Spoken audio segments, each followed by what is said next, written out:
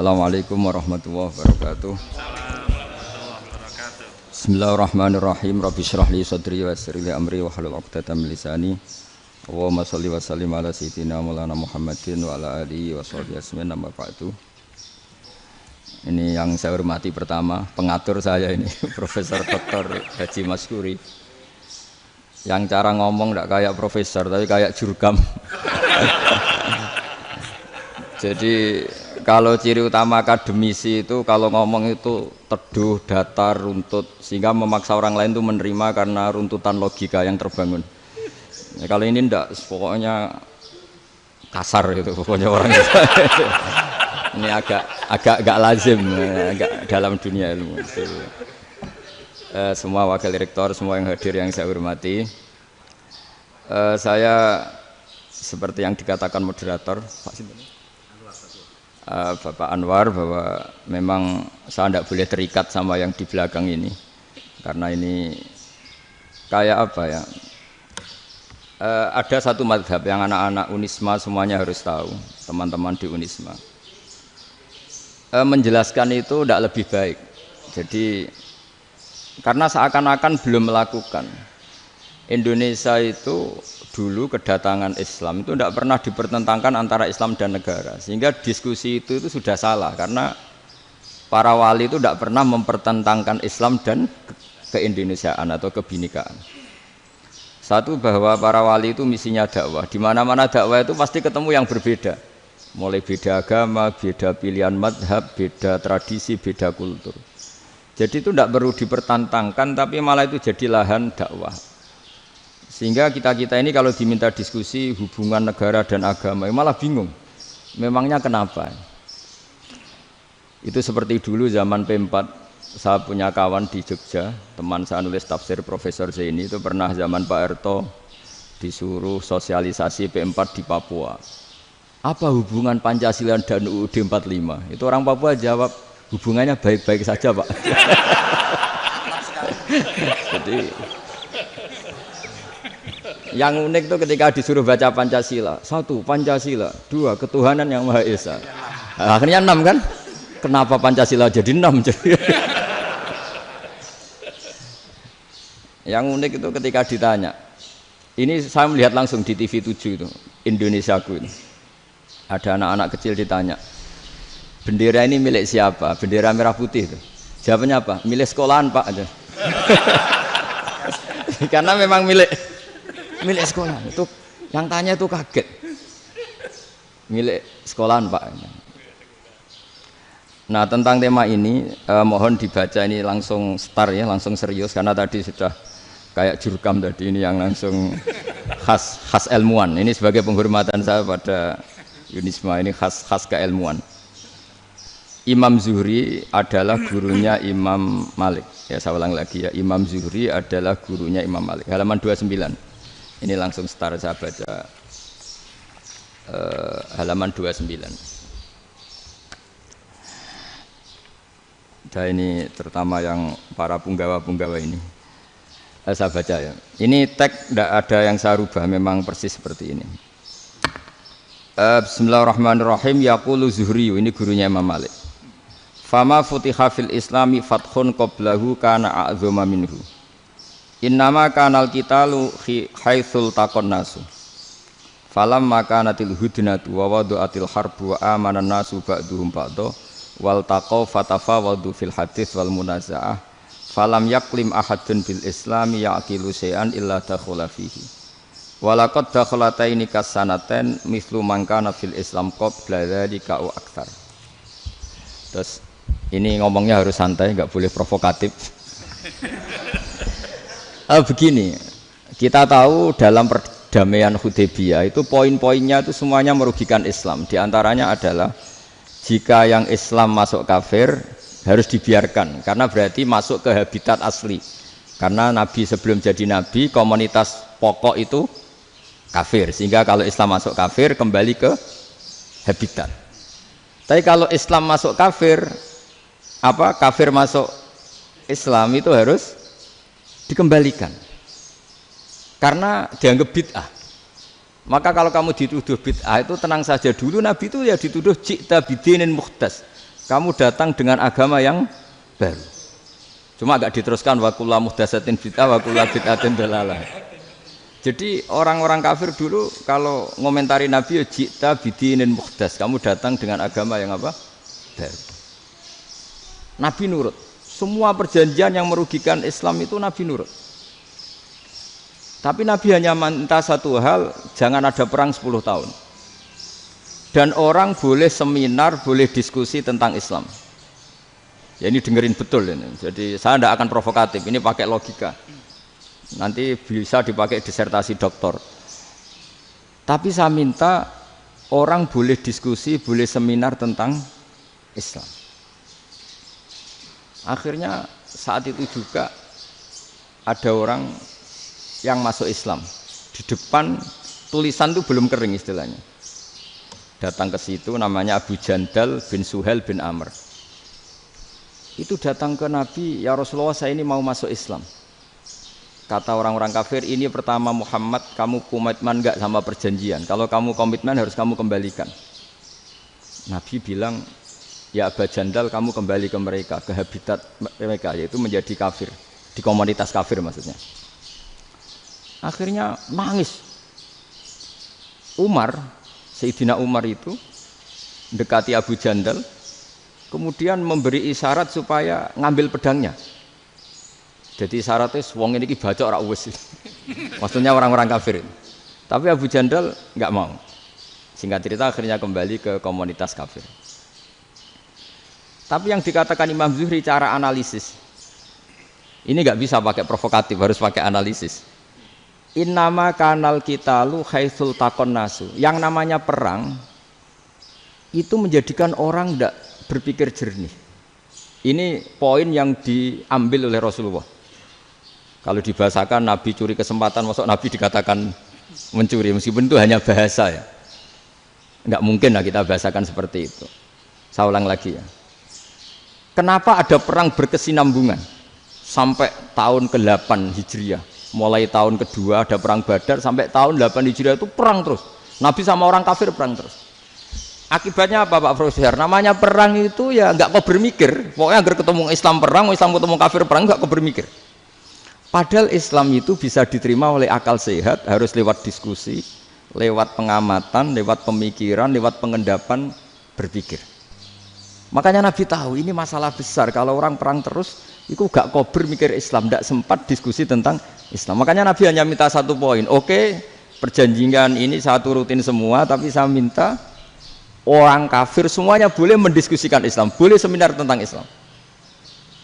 Mereka bilang iya, pada pikiran mereka kan diskusi paling piye. Ternyata betul, ada diskusi. Terus temanya gini, kira-kira bener di Muhammad Abu Jahal. Terus Tuhan Muhammad sama Tuhan Abu Jahal itu keren mana? Diskusi. Tuhan Muhammad itu khaliqus samawati wal ardi, yang menciptakan langit bumi. Sebagaimana kampanyenya Muhammad. Ya mereka masih jangkar bilang Muhammad. Kalau Tuhan kita, ya berhala itu yang kita bikin, yang kadang rusak, yang kadang kudanan, terus lemutan, pokoknya terus diskusi. Kita kok bener pengirannya Muhammad. Terus Muhammad Abu Jahal. Mulai dhisik Muhammad itu ratau bodoh nih. Mulai dulu Muhammad itu gak pernah bohong. Abu Jahal, waduh, wis bodoh nih ngongkonan. Wis ribet kan? Dan semua diskusi itu mengarah ke kebenaran Islam. Wah, akhirnya wong kafir sing tokoh-tokoh cara Jawa yo wah semane jebule masalah ini kan. Artinya gini, kalau kita ingin Indonesia damai, sebenarnya yang untung itu Islam. Karena Tuhan yang menciptakan langit dan bumi tentu gak akan diperbandingkan atau akan dikalahkan oleh Tuhan yang lahirnya saja sudah di bumi. Misalnya kita menjual Tuhan Allah, siapa itu yang menciptakan langit bumi, yang ada sebelum langit bumi? Bandingkan dengan Tuhan yang lahirnya di bumi, ada tanggal lahirnya, ada aktenya, itu kan sudah ribet kan? Begitu juga kalau memperbandingkan tokoh. Muhammad itu siapa? Tokoh yang bisa menyatukan pan-Arabik, tokoh yang begini-begini, yang sayang istri, sayang keluarga. Dibandingkan dengan tokoh Abu Jahal, Abu Lahab yang corong jauh penggaweannya yang ngerugikan orang lain. Akhirnya orang itu mulai tertarik sama Islam. Makanya kata Az-Zuhri, pakai bahasa dulu, falam yaklim ahadun bil Islam. Tapi kalau sekarang yang populer itu bahasa yatakallam. Sebenarnya yang benar itu bahasa kalimah yaklimu kalaman karena masdarnya itu kalam berarti sulasi nopo mujarrad. Tapi di fiilnya itu mujarradnya enggak kelaku. Jadi di fiilnya takallama ya takallamu. Tapi untuk masdarnya yang kelaku kalaman. Jadi ini agak unik, agak enggak lazim. Sebenarnya kan takallama ya takallamu takalluman, tapi di masdarnya kalam populer. Tapi di fiilnya tidak populer. Saya teruskan ya. Ini penting sekali. Jadi menjual Islam kalau boleh dibahasakan menjual itu tetap enak dalam kondisi damai.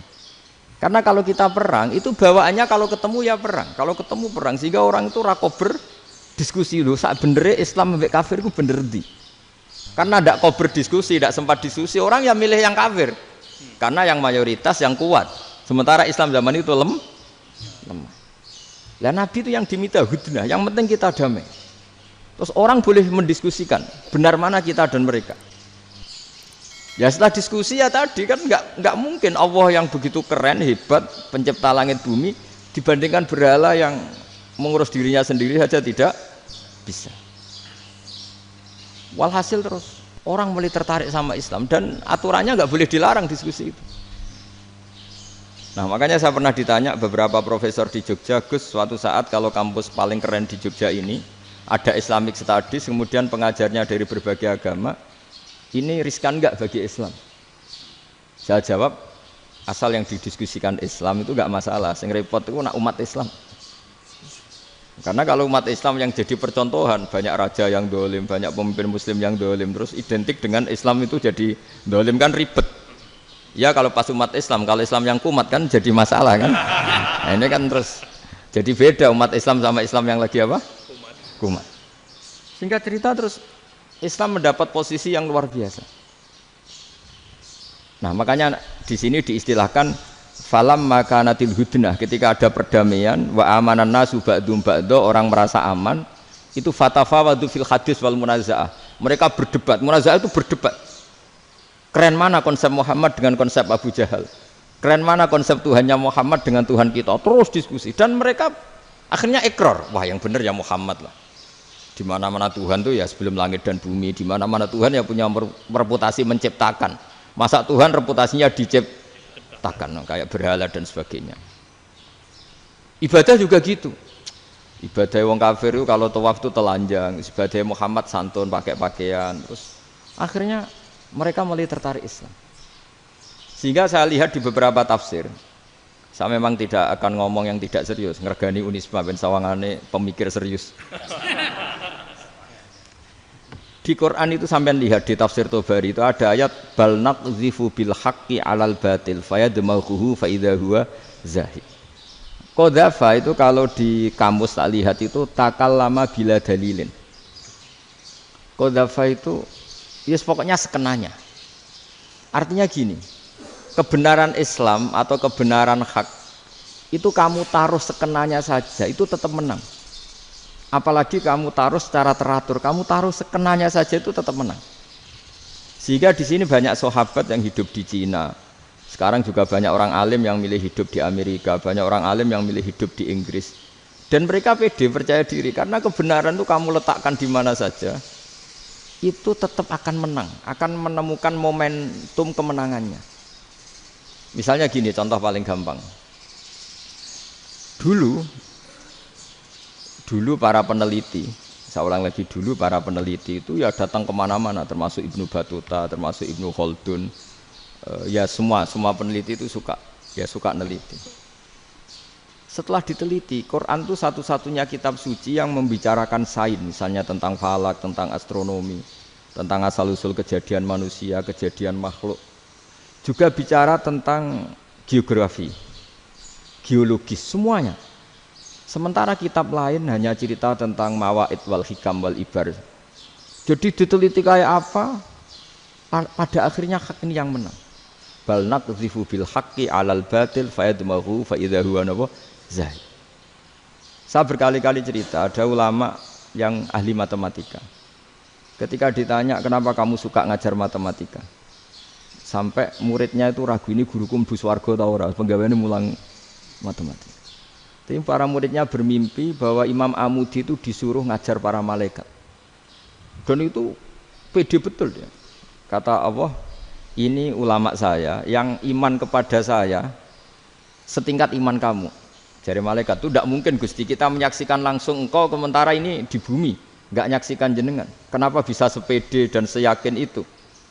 Akhirnya Imam Mudi disuruh ngajarin matematika. Jadi Anda kalau profesor itu nanti harus sempat ngajari malaikat, itu baru benar-benar profesor. Jadi nanti di akhirat ngajari siapa? Malaikat. Jadi ada seminar yang melibatkan banyak malaikat, narasumbernya itu seorang profesor. Itu ketika kenapa engkau begitu yakin kalau Allah itu Tuhan dan Allah itu Al-Wahidus Shomad. Terus Imam Amudi mulai nulis angka gak beraturan 2, 3, 4, 5 sampai 1 miliar 1 triliun, pokoknya gak beraturan. Kata beliau, nisbatus naini wasalasa ila ma la nihayatalaha iku nisbatul far'i ilal asli. Mbok angka sebanyak apapun 2 dibanding 1 ya far'ul wahid, 3 dibanding 1 ya far'ul wahid. Semua angka yang enggak terhingga pun dibanding 1 semuanya far'ul wahid. Semua angka sebanyak apapun itu cabang dari angka 1. Fakullu hadhil awalim far'un minal wahidis shomad, yaitu Allah Subhanahu wa ta'ala. Akhirnya malaikat tepuk tangan, iya juga. Jadi begitu juga ada ulama itu ahli gambar. Saya dulu ngaji sama Mbah Mun Al-Husunul Hamidiyah, itu kitabnya itu banyak gambarnya. Dan gale gambar yang ngawur betul, mangga ahli gambar. Saya epol, sempurna lele. Semua gambar bangunan, gambar sapi, pokoknya gambar.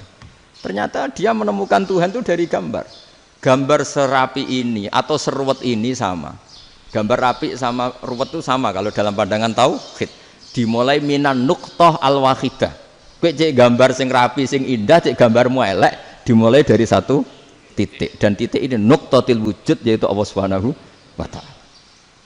Jadi nak cara ahli tauhid gak penting gambare api, menang lomba atau ora penting. Butuhe hadis surah ini gambar baik yang rapi maupun ndak adalah min nuqtah dari 1 titik. Ya, alam raya sebanyak ini mbok gambar mbok ora, cek mulai Mars sampai Jupiter kabeh semua bentuknya yang banyak ini semuanya min nuqtatil wujud, yaitu dari titik wujud, gini kok Allah Subhanahu wa ta'ala. Di sini hebatnya ulama-ulama, mbok dia pengajar matematika, mbok pengajar gambar, semuanya dipakai perangkat untuk tauhid.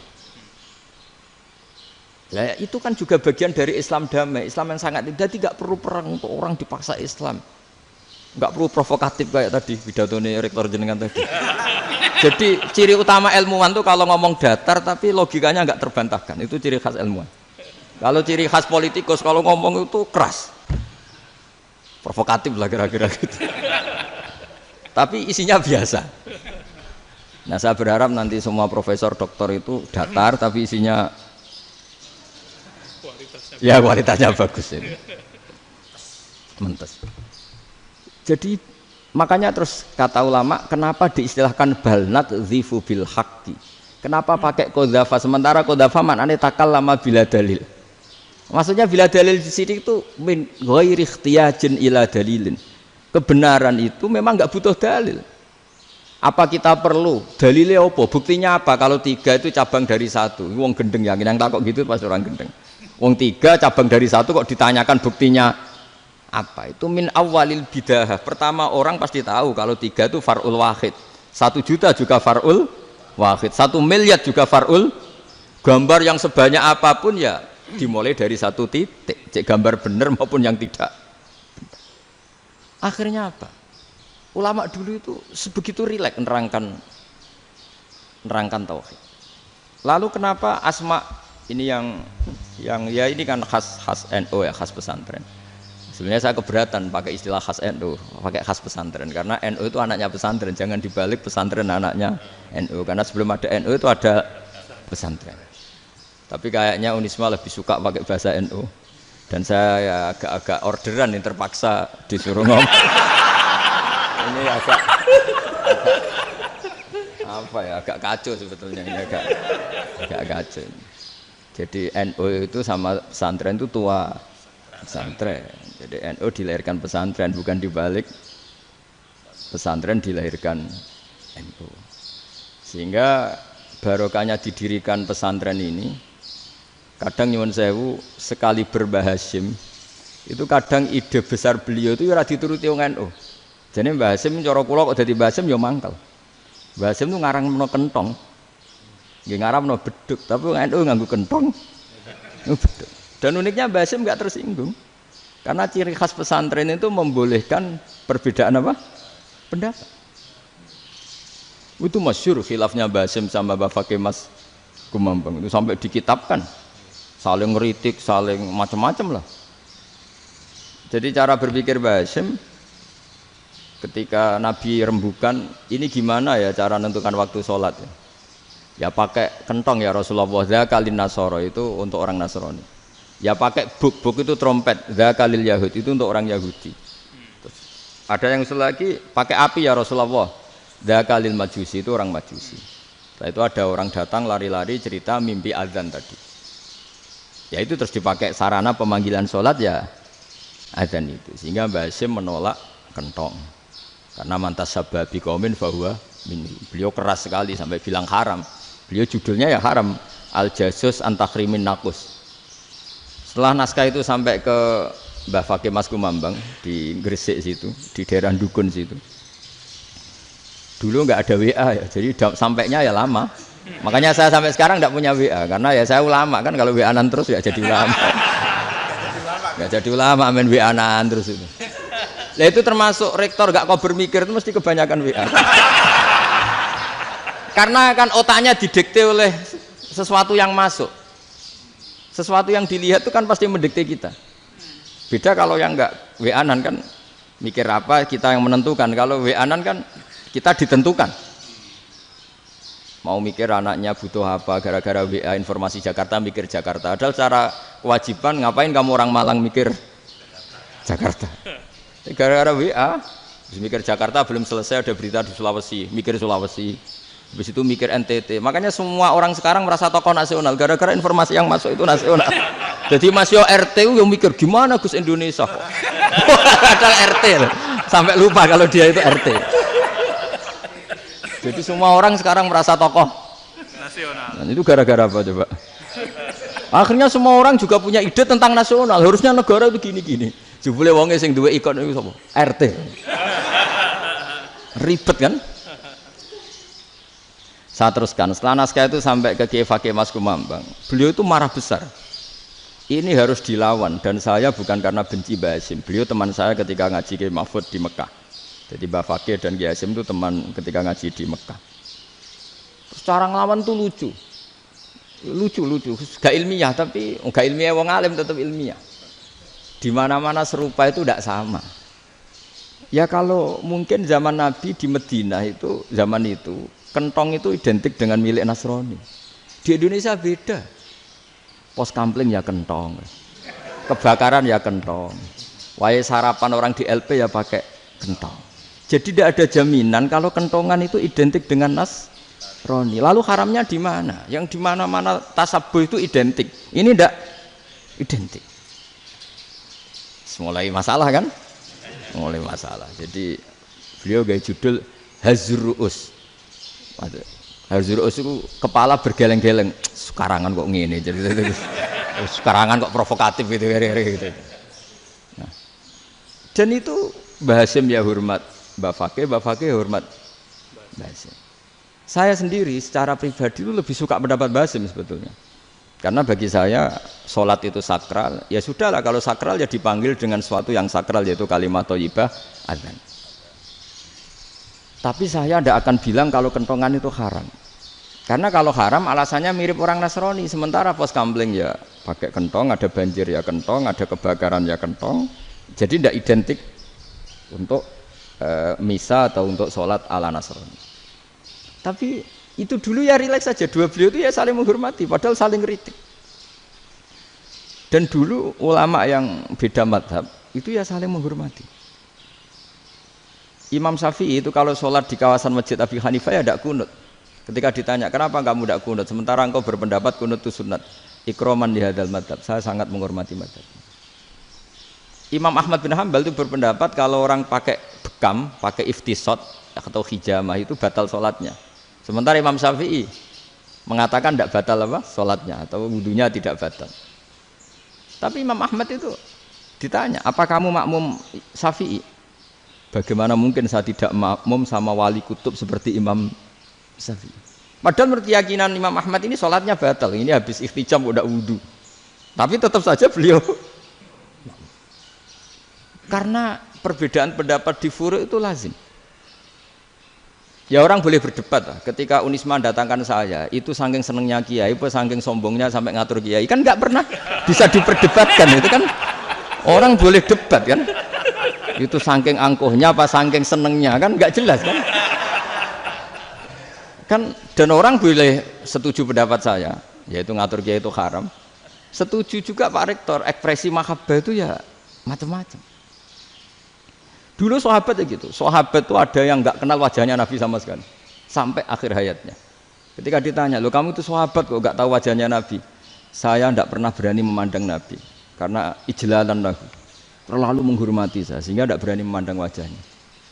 Ada sahabat yang penggaweannya dulu wajah Nabi sampai bisa nyifati alfiu faminunil hajib, sampai bisa nyifati detail karena dulu wajah Nabi itu ibadah. Ada seorang wali ditanya, kalau kamu di surga ingin nggak melihat Allah? Enggak. Loh, tapi semua orang ingin melihat Allah. Unazzihu dzalikal jamal an-nadzari misli. Ben gak elek-elek Allah tak delok terima aku. Wong ra jelas. Penting kok delok pangeran. Banyak. Jadi justru tapi karena saking takzimnya. Enggak lah, mosok sak aku kok. Makanya saya berkali-kali cerita. Menurut kesepakatan ulama, soft awal itu paling baik. Tapi banyak juga wali yang kalau sholat itu di belakang. Koyok paling bener yang kok ngarep gitu. Loh, bayangkan misalnya kamu semangat di soft awal nih masjid haram, jebule sholatnya salah. Itu dari malaikat gayane kok ngarep, jebule ra roh. Itu kan di sini-sini wong. Jebule bodoh gitu.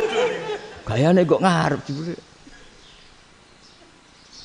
Coba orang kalau sowan Mbah Mun yang berani di depan itu kan ya ketuanya atau jubirnya kan. Yang merasa ndak pati pinter-pinter kan mesti di pojokan. Artinya sudut pandang seperti itu ya sah saja, apa? Sah saja. Makanya banyak sahabat yang jarang sowan Nabi, alasannya takut ganggu Nabi. Banyak yang sering sowan Nabi, alasannya seneng Nabi. Yang sowan ya seneng Nabi, yang enggak sowan alasannya seneng. Lu Nabi itu tokoh, punya keluarga, punya anak. Kalau saya sering sowan berarti sering ganggu. Yang sering sowan dia alasan ini khazanah kita harus istifadah. Jadi zaman dulu dia biasa dua sahabat, yang satu milih mahabbah itu milih sering sowan, yang satu juga mahabbah milih tidak sering. Karena pertanyaannya bisa dibalik kan, sering sowan apa sering ganggu coba. Nabi Abedar, assalamualaikum. Nabi nimang cucunya, assalamualaikum. Ayo bener yang sowan apa bener yang enggak kalau seperti itu. Akhirnya terus diatur sedemikian rupa oleh Quran. Walau annahum sabaru hatta takhruja ilaihim lakana khairal lahum. Jadi sahabat kalau mau sowan Nabi ya nunggu di Sufah. Kalau Nabi keluar berarti milik publik, sekali masuk ke dalam tidak ada sahabat yang berani sowan. La tadkhulu buyutan nabi illa ayyudzana lakum. Kalau soal sampai masuk dalam harus nunggu dipanggil. Karena sekali Nabi masuk dalam itu milik privat keluarga, milik istrinya, milik cucunya, milik keluarganya. Dan Nabi sekali keluar ke ruang itu berarti milik publik. Itu terus jalan tengah. Karena kalau langsung masuk, bayangkan saya itu sering menyaksikan. Mbah Mun habis ngaji 2,5 jam ngaji Jalalain. Baru masuk, assalamualaikum. Padahal yai mungkin mau ke kamar mandi, mau ini itu. Jadi dulu itu Quran sangat modern. Sebelum ada dokter ngatur tamu, rektor ngatur tamu itu Islam sudah modern. Dia kan nggak fair kan? Misalnya saya ke Unisma harus janjian pakai ini. Terus kalau misalnya kesini selonang-selonang kan lucu kan, mentang-mentang kiai terus juga sowan-sowanan selonang-selonang. Padahal kalau kita mau ke mereka pakai protokol. Sering tidak fair dunia ini, tapi karena aku kiai ra oleh gelo ya sudah. Akhirnya saya memutuskan gak gampang kemana-mana karena itu. Saya sering didatangi ajudannya menteri, Gus mau ada tamu dari Jakarta tanggal ini, mesti saya bilang, mereka milih tanggal yang mereka kosong, kok tidak mikir apa saya pas itu kosong. Tak jawab enggak lah, sebelum diatur bahasanya dan tawaduknya gitu. Akhirnya dibalik, datang lagi, Gus jam jenengan kosong apa kita menyesuaikan. Lah itu lagi dia akhlak kata saya. Itu baru punya akhlak kata saya. Bukan masalah ini, bukan masalah gengsi ya. Saya sendiri itu dolan ke alumni itu jarang karena ya takut. Kiai kan yang nganggur jam 09.00 nganggur jam 10 nganggur. Bisa saja alumni itu kerja di pabrik, bisa saja yang latihan ekonomi di pasar. Sehingga kalau saya datang jam 9, iki kiai sing nilai santri ini, apa kiai sing ganggu santri. Nah karena orang ini melakukan rutin gak kok berpikir, pokoknya ngono jenenge silaturahim. Mau nyerah kok berpikir, padahal kalau diangen-angen ini kiai yang nilai santri ini, apa kiai yang ganggu santri ini karena datang di jam kerja. Nah, bayangkan kalau kebenaran dulu itu dikawal oleh satu peradaban perang. Jadi Nabi sesuai diangen-angen Pak Nabi. Perang Badar menang Nabi, perang Uhud menang wong kafir, perang ini gonta-ganti. Apapun itu yang penting satu kesimpulannya, cara Rasulullah kesimpulannya satu. Orang tidak kober mikir kebenaran secara mengendapkan pikiran dengan pikiran jernih. Maka hebatnya Nabi ketika perjanjian, pokoknya saya minta nggak ada perang. Dan orang boleh mendiskusikan Islam. Itu luar biasa idenya Nabi. Karena bawaan perang itu orang kan nggak kok bermikir. Ibarat seorang misalnya senang satu perempuan, ketemu rivalnya langsung perang kan nggak mikir. Tapi kalau kau bermikir, dia ngenangen cawe itu rasa seneng aku. Untungnya apa untuk uang ayu rasa seneng, malah mau loro hati. Terus sudahlah buruan dialihkan kemana kan gitu. Itu nak mau amen WA-an tukaran lewat SMS atau tarung langsung ora kok bermikir. Tapi kalau kau bermikir, akhirnya berpikir nih. Perempuan tadi sebenarnya yang disenangi siapa? Oke, ternyata senang Pak Rektor. Sudah kita ngalah. Karena tidak ada nikmatnya kan menikahi perempuan yang sama sekali tidak mencintai kita. Tapi kalau nak kau berpikir pokoknya diprovokasi, wah kue kalah mbak A, kue kalah mbak B. Pikirannya kan, ojo sampai kalah. Bareng wis menang ternyata ada emas. Lah. Nah bayangkan Islam itu seperti itu dulu, dipertarungkan.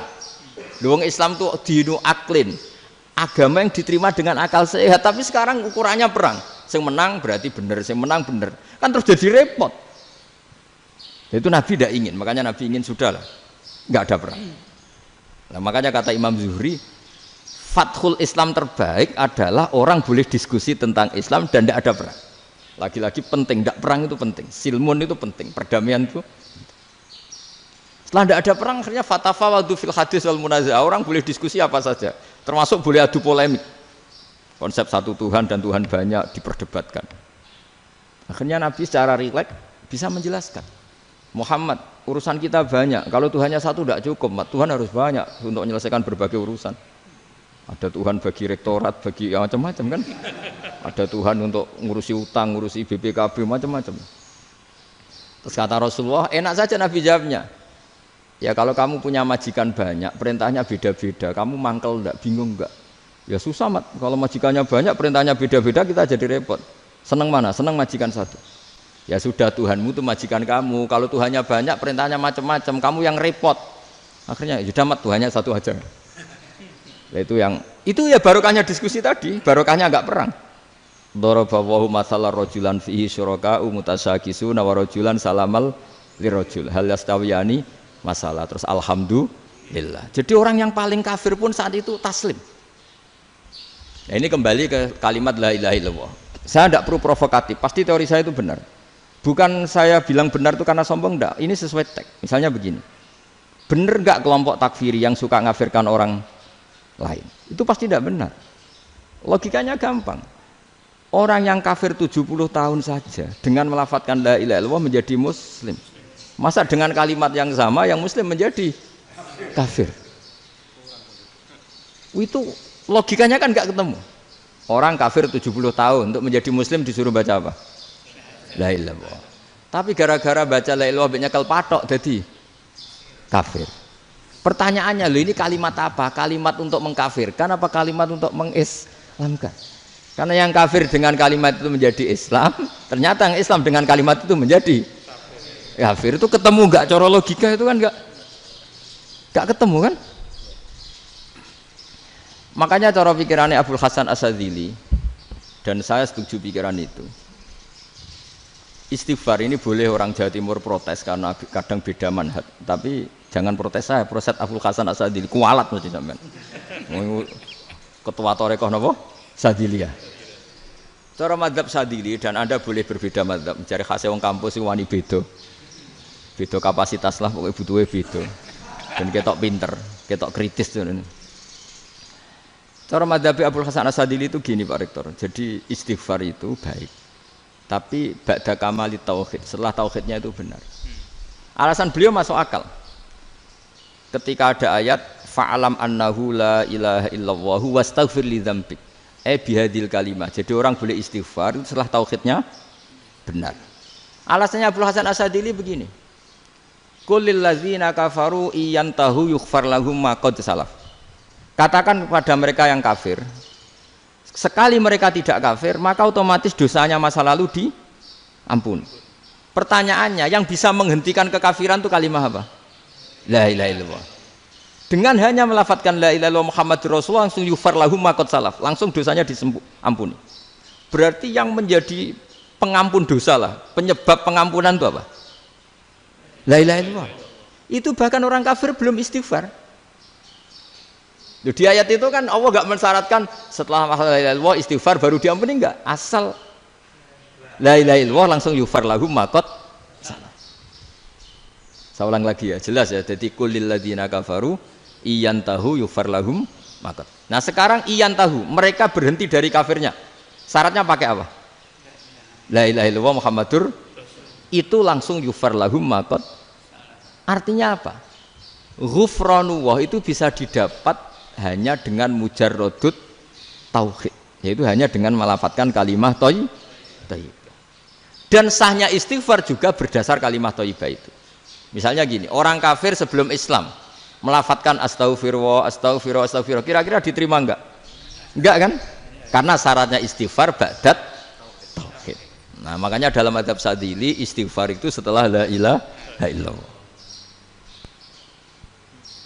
Karena cara pandang ya seperti itu. Jadi fa'alam annahu la ilaha illallah wastaghfir li dzambi. Jadi dengan kebenaran tauhid saja ini sudah cukup kita insya Allah layak diampuni. Karena innallaha la yaghfiru ayyusyraka bihi wa yaghfiru ma duna dzalika liman yasha. Jadi orang yang tauhidnya benar itu bisa diampuni Allah asal tauhidnya benar. Itu Allah ngendikan liman yasha wa yaghfiru ma duna dzalika liman yasha. Dawe Imam Suyuti walam yakun liman yastaghfir. Jadi orang yang bertauhid secara benar meskipun gak sempat istighfar itu tetap potensi diampuni. Karena bawaan tauhid itu sudah menjadi layak diampuni. Kayak orang kafir sekali ngelafadzkan kalimat tauhid mbok gak istighfar langsung diampuni. Nah, karena melihat seperti itu terus orang berlomba-lomba memperbanyak jumlah ngelafadzkan la ilaha illallah. Jadi kita yang alim, kita semua, saya tidak bilang saya, kita termasuk yang di pinggir-pinggir saya ngaku alim ora masalah lah soalnya. Kita semua yang alim-alim itu tahu bahwa la ilaha illallah itu super. Sudah bawaannya tauhid, juga punya kelayakan Nah, kemudian nasib kita agak sial. Malah kalimah ini dituduh bid'ah, dituduh khurafat. Mergo Nabi enggak pernah tahlilan, Nabi enggak pernah tahlilan. Kalau diartikan Nabi ora tau maca la ilaha illallah, ana gak kalimah itu. Nah, ini provokatif ini. Jadi ini sudahlah keanehan-keanehan ini kita terima karena ciri utama wali, ciri utama ulama itu wa'udhu fisabili, harus pernah disakiti. Jadi kalau Unisma sakit karo dituduh apa? Dituduh bid'ah itu berarti belum calon ulama. Calon ulama itu wa'udhu fisabili, harus disakiti. Jadi kalau kamu disalahpahami itu ya harus santai. Iya, termasuk provokatif tadi. Termasuk diatur tadi.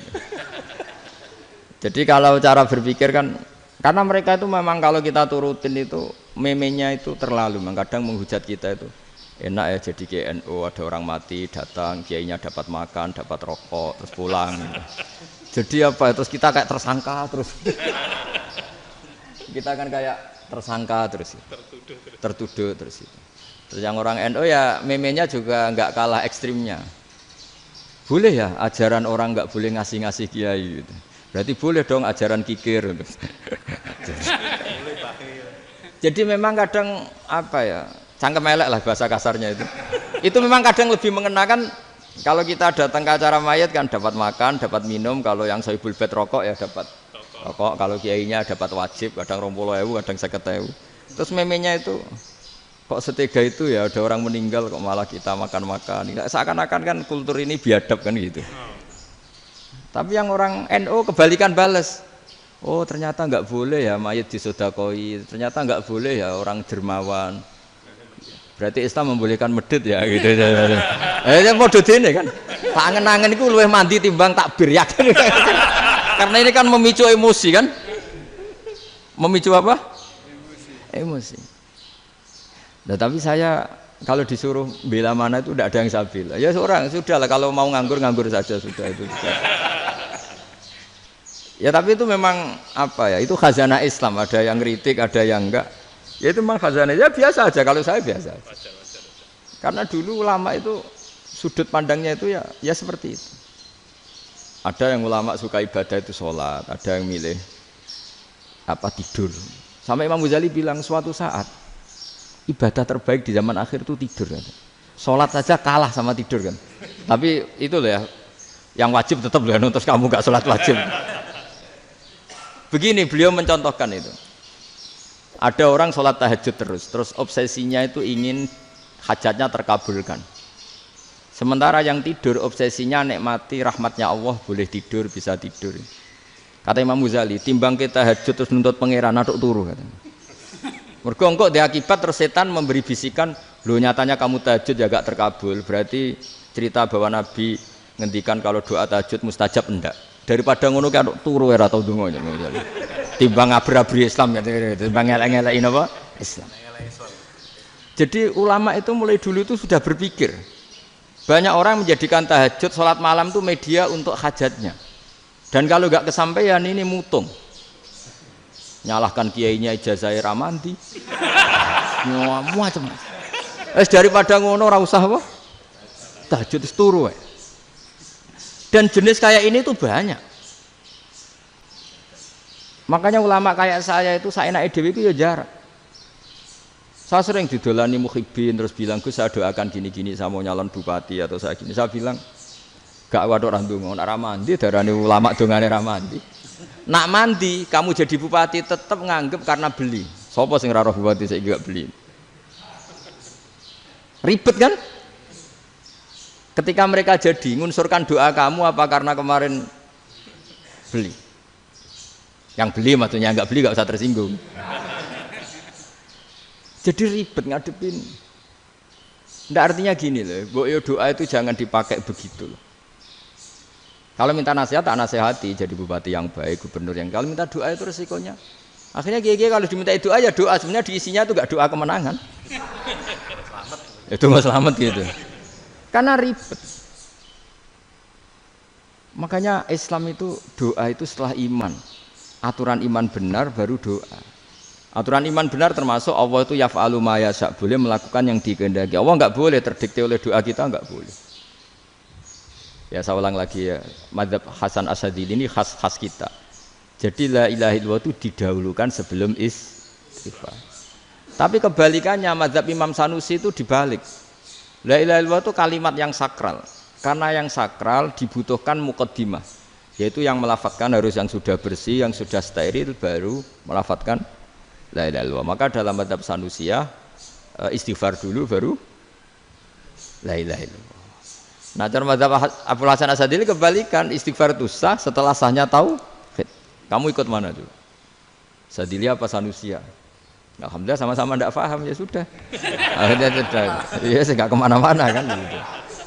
Jadi apa ya? Terus ini saya teruskan ini biar khas pesantren atau khas NU lah, kalau bahasa Pak Rektor khas NU. Ini Ben sampean tahu beberapa perbedaan itu lazim, halaman 24. Ya, halaman 24 sama 25. Tak baca, ini masih orisinil.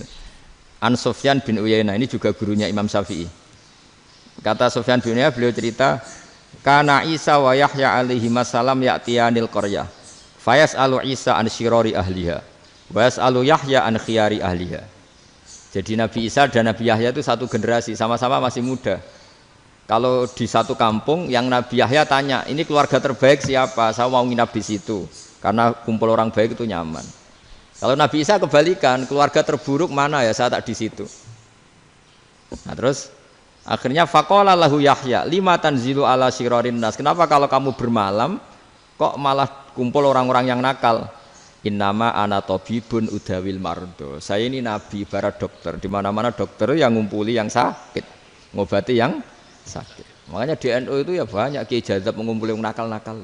Nak tepak yang ngentas yang nakal, nak ora tepak ya katut. Ini adu nyali lah sudah gitu. Tapi itu ada ilmunya, yaitu niru Nabi siapa? Isa. Kalau kamu dokter penelitian tuh cari daerah yang banyak pandemi apa yang bersih? Yang banyak pandemi, karena yang namanya penelitian ya di situ kan. Kalau kamu dakwah ngentas kemiskinan, ke daerah miskin apa daerah kaya? Nah, sama kalau ngentas kefasikan, ke daerah fasik apa daerah orang soleh? Fasik. Ya, tapi itu Nabi Isa. Nah, kalau kamu tidak Nabi kan potensinya kan itu. Tapi setidaknya bahwa kita sering disalahkan karena punya beberapa tokoh yang ngancani fasik-fasik, itu sebenarnya ada dalilnya, yaitu Nabi siapa? Isa. Nah, terus masalah tegas dan lunak. Ketika ada mahasiswa misalnya pacaran, boncengan lanang dan perempuan, itu pilihan kita apa? Kalau tegas, terus gak mau mendengar kita. Misalnya gini, contoh gampang, tak beri contoh Pak D, jangan orang tua, nanti secara fikih itu beda. Nah, ini kan kita orang pesantren, nah, biasa ngaji fikih detail. Kamu Pak D seorang perempuan, mahasiswi misalnya, sering pacaran. Setiap ke situ sama pacarnya kamu diam saja. Padahal kamu dosen keislaman. Mesti pawanaan kamu nyimpulkan, ternyata pacaran itu tidak apa-apa. Buktinya Pak D itu tidak negur, menengahi. Ini berarti as-sukut alal mungkar. Tapi kebalikannya, Pak D ini terkenal keras. Nak rono mesti radiaku ponaan. Akhirnya yura rono. Mesti ngerti nak mesti diamuk. Nah, dua orang ini sama-sama gagal kan? Yang lunak menjadikan ponakannya pacaran terus karena enggak negur sehingga dikira membolehkan. Sing keras juga enggak sempat bina wong rono era wani. Akhirnya dua orang ini sama-sama enggak ketemu, sama-sama enggak berkesempatan membina kan? Gagal membina kan? Karena yang keras ponakannya enggak pernah situ, berarti enggak bisa bina kan? Yang lunak membiarkan berarti juga ada bina. Nah, Islam itu antara dua itu. Ya agak terlalu lunak, enggak terlalu keras. Karena kalau terlalu keras, misalnya ada kiai terlalu keras, lu masyarakat mau tanya itu gimana? Lari kan? Lu saya ini punya pengalaman pribadi. Saya ini kan kecelok orang alim. Itu kalau pernah ya saya itu berusaha ya pokoknya ya umumnya orang alim lah. Tenang, terus anteng, enggak gejlok-gejlokan. Itu enggak ada yang tanya. Saya mimpi ketemu beberapa ulama itu disalahkan. Terus umat saya kalau mau tanya itu ke siapa? Wong alim wis wibawa, meneng tambah banget wibawane. Kepala Quran sering gojlok rektor macam-macam. Terus wong wanita kok, saya biasa ke pasar pandangan dicegot orang. Gus, putri saya itu sering keluar darah tapi melebihi batas haid gini-gini. Kalau badhe sowan jenengan, gak usah sowan ning kene mbek ngadeg-ngadegan. Terus tanya, yang haid berapa hari, Gus? Ya supaya rudat ilal adat sebelum dia punya penyakit istighadah itu berapa? 6 hari ya sudah, kembali 6 hari lainnya mustahadah, tetap sholat, tetap normal. Tapi kalau saya wibawa, moro pasar gue tasbih seduwilu. Iku mesti wong salaman njaluk donga yakin. Tapi baru kayak rada uraan ketemu wong-wong, dol pening ndi? Mak pening ndi? Gus beneran Gus ketemu jenengan kula wingi badhe tua kok. Akhirnya tanya. Jadi uraanku itu amdan. Lho nek sampean asli, iki asli uraan. Karena ndak uraan lah tetap ndak wibawa kan. Jadi baru kayak uraan itu ya banyak. Saya itu kalau ngantor di Jogja itu banyak orang yang tanya. Ya biasa tuh tanya macam-macam. Karena saya uraan. Ke pasar ya orang, bahkan di bis sering ketemu orang. Wah beneran Gus kalau badhe sowan jenengan badhe tanya ini. Ya sudah di sini aja. Jadi semua itu diilmoni. Nah, Nabi itu punya sisi yang dua-duanya jalan. Memang beliau luar biasa, dipilih Allah yang luar biasa. Nabi ketika wibawa itu banyak sahabat yang bahkan mengenali wajahnya aja tidak bisa. Ka'anna ala ru'usihim at-tayr. Bayangannya seakan-akan di kepalanya itu ada burung yang takut terbang, saking antengnya. Tapi Nabi sekali mengeluarkan job, sekali santai, itu sahabat tanya itu sampai yang nggak pantas ditanyakan. Nabi saya tadi kumpul istri saya, tapi tidak inzal, itu wajib mandi ndak. Aro'aita law anna ahadana ya'ti imro'atahu walam yunzil. Itu ya ditanyakan. Nabi mun kumpul mboten saged inzal sepundi. Guys metu lagi. Terus ya ada yang tanya macam-macam. Ya saking ada sahabat dipanggil Nabi tambah lari, dipanggil lagi tambah lari. Panjenengan nyeluk, oh pas kula kumpul bojo kula. Lah kula kuwatir jenengan orang suci, saya belum mandi, makanya saya lari. Nabi ngendikan innamal mukmin thahir, ya nak masalah ketemu kiai ra apa-apa ijek junub. Sementing kok nak salat ya adus sik. Tapi Nabi sekali pakai madzahirul jalal, tapi pakai wibawanya, itu orang enggak berani ngomong.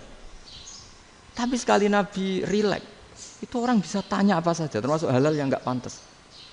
Ada sahabat itu tanya lucu, tanya Maimunah. Maimunah itu ya cantik tapi sudah agak tua lah. Maimunah, ya umal mukminin, hukumnya ngambung bojo pas Ramadan piye? Wah gak roh aku, gak tahu diambung kan Nabi pas Ramadan. Tanya Saudah, wah malah orang arah diambung kalau Saudah itu kan wis tuwa itu. Lucunya istrinya dia jawab, tanya Aisyah yang mungkin Nabi, iya yang mungkin tanya Aisyah. Itu yang usul ya istrinya Nabi Maimunah. Selalu Aisyah, tanya be Aisyah. Ya Amirul ya umal mukminin gini-gini. Wah Aisyah yang cantik masih perawan kan. Qabbalani Rasulullah bahwa oh Nabi biasa ngambung-ngambung pas Ramadan dan beliau tetap puasa. Akhirnya fakih ngarang kan wa takbil fi Ramadan wa tublah la tubtilu shauma ngambung ora. Iku udah biasa di sini. Ya nasi bojone ayu. Ndak ini artinya seasik itu. Jadi garwane Nabi sing ngrasa rodok tuwa. Wah, aku ora tahu. Tak Aisyah. Serilek itu dulu itu. Maksudnya orang-orang Islam pertentangan itu. Maksudnya ini ya balik semua ini bedanya orang pesantren sama orang kampus. Kalau orang kampus mau cerita agama itu rahmatan lil alamin, tapi nyontokno rileke ora iso. Agama itu rilek, tapi nyontokno rileke ora iso. Mergo ya rapati ngaji. Contohnya ora iso, dadi mau gawe kaidah mau Islam itu rahmatan. Jadi Nabi itu lah, Allah juga gitu. Allah itu kalau sudah memperlihatkan madzahirul jalal, itu mbok malaikat Jibril rawani. Ketika Allah dengan madzahirul jalal. Tapi kalau Allah dengan madzahirul jamal, madzahirul apa? Jamal. Iku ya gojol-gojol kan ambek makhluke gojol. Ya buli-bulian cara sakniki. Ya sampean delok ning hadis syafaat itu, akhiru man dakhalal jannah atau akhiru man kharaja minan nar itu di beberapa judul. Ada seorang rojul yang ahli neraka ya, dintas mbek pangeran terus ditudono swarga. Gusti, swarga, ngiler tok ora wong wayu, roh wis ngiler tok. Ngger njaluk Gusti mosok roh tok ora oleh mlebu. Jarimu asal mlebu metu kon neraka ora njaluk-njaluk meneh. Sumpah lho ya, gak njaluk apa-apa meneh. Mboten Gusti. Sekali saya keluar dari neraka ndak akan minta apa-apa lagi. Wis. Wallahi, wallahi. La as'alu ghairaha. Maksudnya ghaira khoslah, ghaira tilkal khoslah. Ya niku pokoke selain keluar dari neraka saya ndak akan minta lagi. Didono swarga wong do kelon seruwibet kan. Sing bojone elek kan dendam dadi ning swarga iku. Swarga iku wis macam-macam. Gusti mosok roh tok ora oleh mlebu. Jarine janji ra njaluk meneh. Akhire ya wis didelokno neraka. Jadi pangeran jawabe gampang didelokno neraka. Roh neraka begitu menyakitkan, begitu ngeri. Sudah Gusti saya tidak minta surga, sementing enggak masuk neraka. Rabbana srif anna adzab jahannam. Setelah lama itu diadepno swarga njuk mlebu swarga, terus diadepno neraka. Akhirnya ya sudah. Saiki mlebu swarga gak apa-apa. Iku jawabe lucu. Atas tazi jenengan ngenyek kula. Wong karuan ra di swarga kok mlebu swarga. Terus akhirnya mlebu swarga, kan mlebu swarga tamanna, sangen-angen sing mbok jaluk apa? Orang angan-angan yang indah-indah, laka wa asratu amsal. Ya siku tak turuti wa asratu amsalih lan lipatan ke-10. Jawabe wong lanang ya lucu. Atas tazi ubi wa anta rabbul alamin. Jenengan pangeran kok ngenyekan. Maksudnya wis karuan aku ora pantes. Terus jare pangeran, la astazi ubika walakinni alama asya'u qadir. Aku gak ngenyek kowe, pancen aku pangeran. Nuruti kowe iku iso. Jadi Allah sendiri ketika dengan madzahirul jamal itu malaikat ya ono sing wani bantah. Masyhur itu kan malaikat sing bantah pangeran atas alufia mayufsidu fiha wasfikut. Karena Allah dengan madzahirul jamal. Sing paling masyhur Nabi Musa. Nabi Musa itu ketika Nabi Mi'raj. Nabi Mi'raj itu beliau kira-kira di langit keempat lah yang masyhur atau kelima. Ngelangkai. Nabi Musa nangis, "Ya Rabbi ini apa-apaan? Orang sing ja'a ba'di kemudian melangkai makom saya ini apa-apaan?" Jadi Nabi Muhammad kan apapun hebatnya kan junior. Kok melangkahi makom saya ini apa-apaan? Enggak fair. Sampai Nabi Muhammad itu tanya gini sama Jibril. Reaksi Allah gimana ketika melihat Musa seperti itu? Jawab malaikat Jibril lucu. Ya roh khiddatahu. Allah sapal gayane Musa. Biar. Jadi lucu. Ya dibiarin aja sama Allah. Tapi wong jenenge Nabi Musa itu kekasihnya Allah. Tetap berkah bagi kita. Betul. Ketika setelah Mi'raj diwajibkan sholat 50. Gentena Nabi Musa kelihatan nabinya. Sebenarnya Nabi Musa itu sebetulnya loh, enggak menguntungkan kita sebetulnya. Tapi yang menguntungkan. Sebenarnya enggak niat menguntungkan kita, tapi menguntungkan. Nabi Ibrahim kan di langit ke-6, keren lah. Konti jong ketemu Allah ngeten-ngeten kan salat 50. Karena Nabi Ibrahim terkenal Nabi baik enggak bantah. Bareng Nabi Musa. Kenapa diceluk pangeran? Kula kan salat ping 50. Inna ummataka la tutiku dzalik. Wah, gak kuat umatmu. Serai-rai gak umatmu ora ngarah kuat 50 rokaat. Tapi sebenarnya Nabi Musa itu niatnya bukan membela kita. Fa inna ummati la umatku sing gagah-gagah ra iso meneh umat. Berarti sebetulnya ya itu masih pakai gengsinya gitu. Wes ngono-ngono lah sementing kita untung. Sebetulnya dia itu enggak terima wong umat saya aja yang lebih kuat. Enggak kuat apalagi umatmu. Dan terus sebutin irji ila rabbika fas'alhu takhfif. Itu berarti Allah dengan madzahirul jamal. Sudahlah, datang ke Allah minta keringanan. Allah itu baik. Minta. Ambek Allah diringana mau 5 tok. Jadi cek 45. Balik Nabi Musa, piro 45. Cek ra kuat umat. Wong umatku ora kuat. Jadi sebenarnya dia bilang umatku ora kuat. Lho cara Nabi Muhammad model wong Malang. Yo beda umatku mbek umatmu. Ribet kan? Beda. Lho Nabi Muhammad kan enggak seperti itu kan? Enggak punya akhlak Malang kan? Akhlak. Maksudnya akhlaknya mujur itu loh, akhlak yang baik gitu loh. Ya akhlak yang mujur, bukan yang malang gitu. Jadi Nabi ya manut. Tinggal 40 kan, dikurangi lagi 35 sampai 9 kali kan, masyhur itu. Ya kan kalau dikurangi 55 kan berarti turun naik kan 9 kali. Itu setelah 5 itu Nabi Musa cek usul, masih ragu. Itu cara Nabi munggah nentek. Ya. Ini entek ya. Terus iya doa tuntas betul. Sebebas. Terus munggah ado-ado laopun. Ngapain itu? Akhirnya Nabi Muhammad sudah sampun ya kalimah Allah. Saya ini malu sama Allah Musa. Sudah 9 kali dan diturutin terus. Jadi Allah kalau dengan madzahirul jamal itu Nabi Musa biasa nego sama Allah. Tapi ketika Allah dengan madzahirul jalal itu Nabi Musa enggak berani. Yaitu di hadisus syafa'ah. Hadisus syafa'ah ketika manusia datang ke Nabi Adam, ya'tuna Adam. Ya Adam anta abul basar ngene isfa'li lana inda rabbik. Kamu saya minta mensafaati kita. Nabi Musa, Nabi Adam inna rabbi qad ghadibal yawma ghadaban lam yaghdab qablahu mislah wa la yaghdab ba'dahu mislah. Ini Allah sedang murka besar dan tidak akan murka seperti ini lagi. Sudah saya tidak berani, nafsi. Nabi Ibrahim enggak, termasuk Nabi Musa ketika itu ya enggak berani. Karena Allah dengan madzahirul jalal. Itu Nabi Musa enggak berani. Sudah saya sendiri itu pernah salah. Yaitu saya membunuh seseorang yang enggak disuruh oleh Allah membunuh itu. Yang pas jotosi orang Kipti. Akhirnya datang ke Nabi Muhammad. Pas ke Nabi Muhammad, Allah dengan madzahirul jamal. Dengan madzahirul jamal sampai Kanjeng Nabi ngendikan analah saya akan memintakan syafaat kalian. Terus fa ahmadu rabbi bima hamida allamaniha rabbi. Saya muji Allah dengan pujian-pujian yang orang lain tidak tahu, hanya saya yang diajari, kata Rasulullah.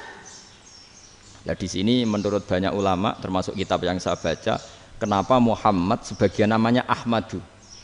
Itu dari af'al tafdil fa Muhammadun ahmadu min ghairihi. Muhammad Rasulullah itu kalau muji Allah di atas cara mujinya nabi yang lain. Jadi Ahmadu bukan dari fi'il mudhari' lil mutakallim tapi dari af'al apa? Tafdil. Fa Muhammadun ahmadu min ghairihi. Bahwa Kanjeng Nabi Muhammad sallallahu alaihi wasallam itu cara mujinya Allah di atas pujian para nabi.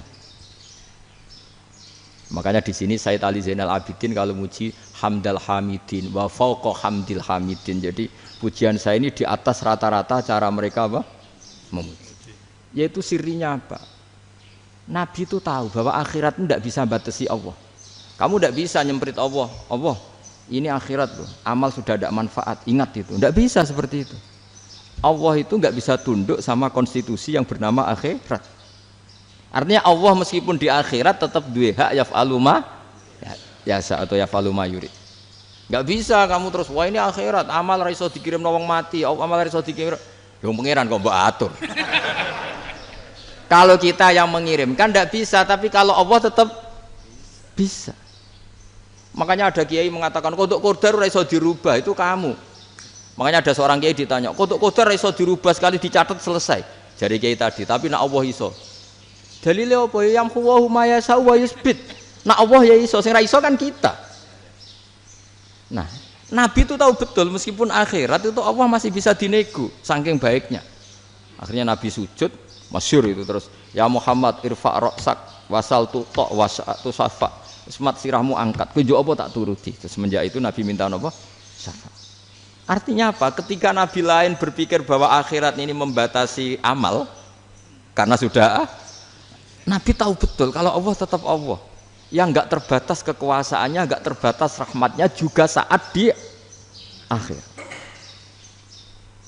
Makanya disebut fa Muhammadun Ahmadu min ghairihi. Makanya wa mubasysyiran bi rasuli ya'ti mim ba'di ismuhu Ahmad. Jadi makanya terus banyak GNU sing macam-macam lah. Sing ana sing potongane wedi terus hati-hati. Niku berarti makome Madzahirul Jalal. Ana sing amen guyon nek makome Madzahirul Jamal. Ana sing ra jelas ngene iki, sing ra jelas. Nak guyu buanter kok nak nangis kok buanter. Jebule urusan utang. Lah ini sudah yang udah. Jadi makanya yang rileks saja. Sebenarnya agama ini santai, rileks karena agama ini harus bifarohin wasururin. Enggak boleh agama ini dibawa dengan kekerasan, dengan antisosial. Karena agama ini harus kul bi fadlillah bi rahmati fa bidzalika falyafrahu, harus senang, harus rileks. Makanya saya jadi kiai itu senang takutnya gini. Sekali saya tidak senang jadi presiden buruk. Ternyata ada dua ngalim raina, itu contohnya. Sampai merengut, terus uripe susah. Nanti orang tidak berani jadi orang alim. Makanya saya buktikan bahwa saya lebih bahagia di Bang Rektor. Nanti orang ingin jadi rektor semua, nggak ingin jadi orang alim.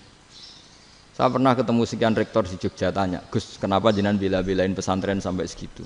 Kan keren kampus NU, sekarang ada Unisma, ada NU Jogja, ada NU Jepara gini. Tak bilangin gini, sampai rektornya itu istighfar. Kan? Saya bilangin gini, ini sekaligus tak kasih tahu ini rektor Unisma ini. Tak bilangin gini, andai kan tidak ada kiai kayak saya itu Islam bisa tutup. Kok bisa Gus?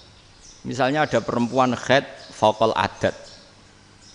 Itu kalau untuk tahu hukumnya haid daftar dulu ke Unisma. Daftar dulu kan? Setelah daftar nunggu pelajaran haid.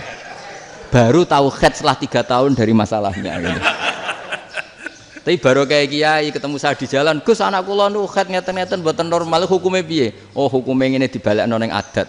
Ora usah registrasi, ora usah daftar.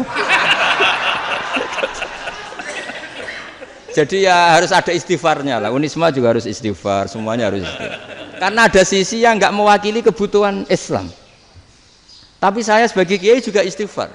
Karena fakta hukum mengatakan yang boleh jadi KUA yang jabat, yang boleh kemenak yang punya gelar. Dan ini yang mengawal Islam secara undang-undang karena mereka yang bikin. Nah karena kiai tidak punya gelar tidak bisa jabat di situ. Saya juga istighfar. Jadi tidak sampai entok yang istighfar. Karena yang kebutuhan ini terwakili yang punya gelar. Tapi yang punya gelar juga harus istighfar tadi. Mosok kepen roh hukum haid dengan ini kuliah se. Ngentek itu aja nanti nunggu guru yang pas mata pelajaran itu. Ya, terus kapan dekne salate wong jawabannya belum ketemu. Tapi baru kayak saya kan ketemu di jalan tanya. Gus saya sering ketemu. Gus saya ini bapak angkat.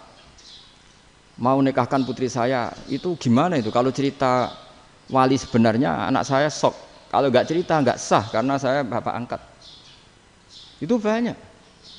Hanya tak akali ya sudah wali yang sebenarnya taukil pada hakim tanpa diketahui, tapi hakikatnya itu taukil hakim. Itu kan tidak gampang. Nah, tapi kalau tanyanya di kampus, registrasi dulu, daftar dulu, baru tahun berapa ada pelajaran itu. Semester 5 baru tanya. Iya kan? Semester 5 ya? Iya. Oh, itu kan. Jadi jangan kira terus sistem Unisma itu yang terbaik di dunia, enggak juga kan? Enggak juga. Dan sistem-sistem yang lain maksudnya enggak. Tapi sistem kiai lho, Mbah Mun juga sering pesen saya, kowe kudu seneng pegawai negeri. Piye-piye sing jaga agama pegawai negeri. Kemarin pas acara 7 harinya Gus Roba sama matur itu di depan para kiai. Setelah saya jadi kiai ya itu nyata.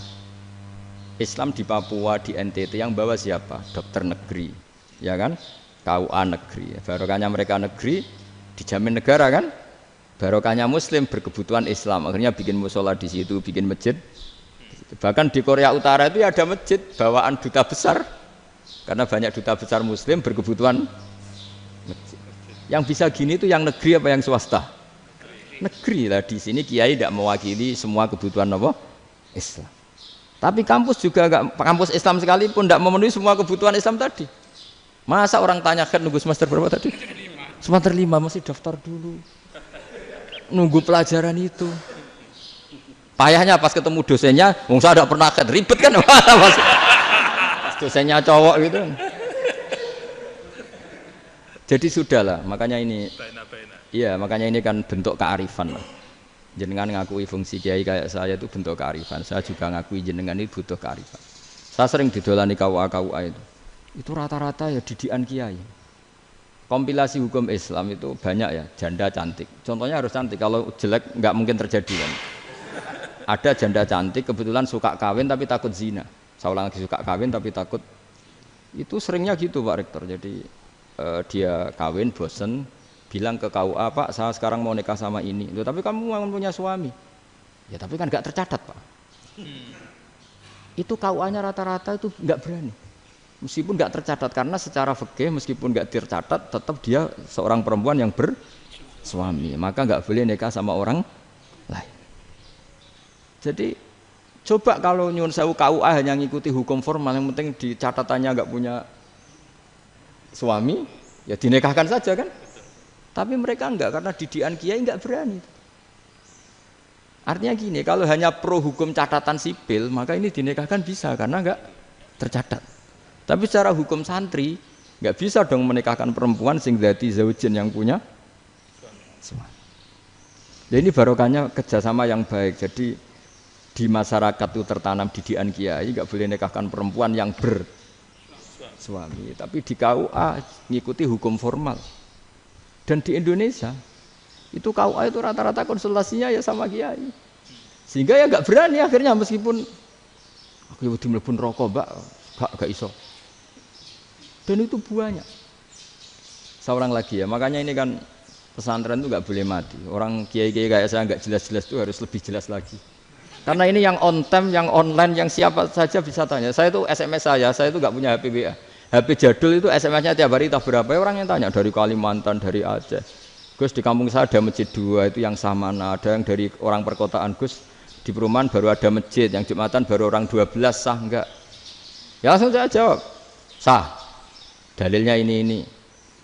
Ya sudah, nah, tapi kata Imam Syafi'i gini harus orang 40, itu madzhab Syafi'i, dalam madzhab yang lain gini-gini. Itu kalau tanya rektor itu kan ribet. Masuk ajudan dulu, asisten dulu, panjang.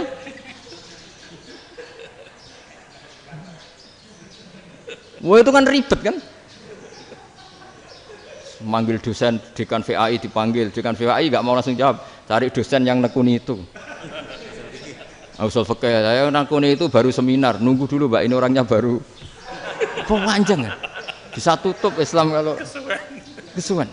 Coba kalau tanya kiai kan enggak ketemu di jalan. Dulu Mbah Zubair kata Mbah Mun, saya termasuk santri yang diapresiasi Mbah Mun.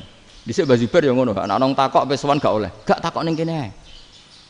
Saya biasa ditanya orang ngadeg-adegan. Ya alhamdulillah ilmunya cukup, kalau enggak cukup ya kok sik. Jadi sebetulnya orang sopan itu ya agak-agak ada yang ditutupi sebetulnya. Mboten prayogi teng dalan nginjang mawon matur. Ya sebetulnya ya sebenarnya memang ilmunya agak cukup gitu. Tapi itu sebenarnya secara fikih itu haram, menunda itu haram.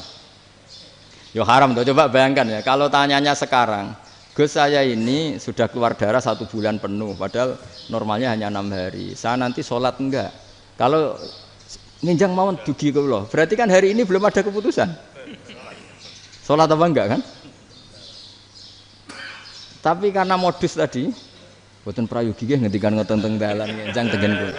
Itu kemungkinannya 2, sopan atau goblok itu saja. Kayaknya kalau sopan enggak lah. Kayaknya enggak lah kata saya. Karena secara fikih itu jelas haram. Bagaimana mungkin sesuatu yang harus dipraktekkan nanti duhur dijawab besok? Berarti duhur, asar sampai subuh belum ada jawaban. Berarti enggak ada sholat kan? Ya, makanya dibutuhkan orang-orang alim yang kultural seperti ini. Dan NU menghormati kultural. Tapi Mbah Mun juga sangat menghormati Islam formal karena tadi produk-produk formal itu bisa dilembagakan oleh negara dan itu kita ikut untung. Makanya Mbah Mun itu kalau punya tamu KUA, punya tamu polisi sampai pejabat itu. Kenapa saya contohkan KUA? Supaya jangan kira seperti pendapat orang-orang hasud, wah mesti aja disolani presiden senang, menteri senang. Enggak juga. Sebenarnya semua kiai itu mulai KUA sampai polisi, polsek, polres itu senang semua. Karena sama-sama diajak mengawal bangsa ini, diajak mengayomi semua masyarakat. Tapi kadang-kadang masyarakat ngeritiknya, jenenge kiai disolani menteri ya seneng presiden. Padahal yang sowan kiai itu ya mulai KUA, Kapolsek, kepala desa, RT, Mudin. Itu Mudin kalau tanya ya lucu-lucu. Gus kalau nate nyembelih pitik kemanian, pitike go gedhe men. Akhirnya wis ngerti nak kemanian langsung tak sebelah meneh. Terusane ku sah ta ora. Ribet. Ya tak jawab, lah pitike pasti ku jek urip ta ora. Terus urip Gus, wis sah cara madzhab Malik kerja urip. Karena itu ada perdebatan antara madzhab Malik dan madzhab Syafi'i. Nah, cara Imam Syafi'i itu agak ketat. Hewan yang punya kehidupan sudah mutharibah, misalnya ayam jago, contohnya harus jago, karena kalau ayam kecil diikhlaskan haram. Jadi yang cilik wae kan gitu. Fikih itu ya, fikihnya orang Indonesia itu pecundang. Kalau ayam kecil enggak ditanyakan, matek ra wis. Kalau jago ditabrak truk kejet-kejet. Andai kan nggak disembelih pun mesti mati. Itu cara madzhab Syafi'i itu haram. Karena penyembelihan ini tidak menjadi penyebab kematian, tapi memang karena kecelakaan tadi. Tapi cara madzhab Imam Malik enggak. Andai kan nggak disembelih, matinya kan 2 menit lagi atau 1 menit lagi. Andai kan nggak disembelih. Berarti mati sekarang itu bawaan pisau apa bawaan kecelakaan? Ya sudah halal gitu caranya. Nah akhirnya ya saya bilang ya sudahlah kita semuanya mati. Jadi cara debat, cara Imam Syafi'i enggak, cara berpikir itu sudah tidak kehidupan yang normal. Yang dimana-mana penyembelihan itu mematikan yang hidup normal. Jadi agak ketat. Sehingga dalam contoh kemanian, kalau dalam bahasa Jawa nyembelih agak sempurna terus pesonya jatuh atau apa itu, kalau pakai madzhab Syafi'i agak kesulitan.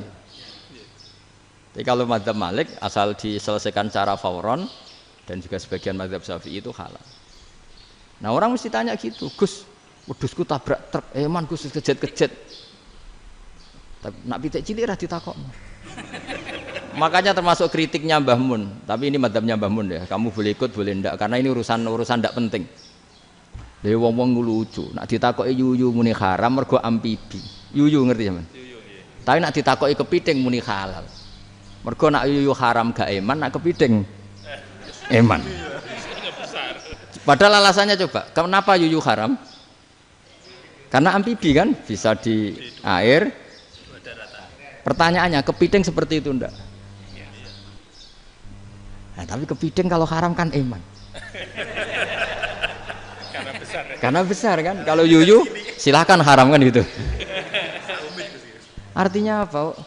Fikih kita ya agak-agak pecundang gitu, agak-agak pertimbangan. Iya, ini lucu kan? Kualitatif. Coba alasannya yuyu haram karena apa? Amfibi kan? Hidup 2 alam. Pertanyaannya kepiting seperti itu enggak? Iya. Kenapa? Kalau orang tanya, yuyu haram apa halal? Rata-rata jawab haram. Tapi kalau kepiting mulai khilaf. Duh, mestinya kan sama kan? Nah itu karena unsur imannya. Iya tadi. Saya juga sering melihat tonggo-tonggo itu. Ayam cuwilik sakmene ketabrak truk, enggak ada yang tanya. Tapi saya pernah jalan-jalan di Naruan sini. Ono jago ketabrak, sing duwe langsung marani kula pas saya naik motor. Gus ini halal apa haram? Nak langsung kula sebelah halal apa haram? Wis kanggo kowe halal ya halal. Karena saya tahu tak jawab haram mesti kecewa itu. Aduh. Akhirnya kiai ini beratnya kan. Ya akhirnya ya saya setelah itu mate Imam Syafi'i ngapunten umat kula tuh ora siap mangke madzhabe jenengan tuh ndak siap. Iya kan akhirnya pakai madzhabnya Imam Malik tadi. Ya tak Fatihah Imam Syafi'i ini mboten niat nglawan jenengan. Tapi ngobati tiang eman. Mergo pitike besar itu. Jadi ini kan cerita ya itu makanya yang rileks saja lah bahwa Islam ini yang rileks, yang menyenangkan karena ya agama ini harus menyenangkan. Raditu billahi robba. Raditu itu seneng banget, ridho itu puas. Enggak boleh beragama pertuntungan terus emosinan.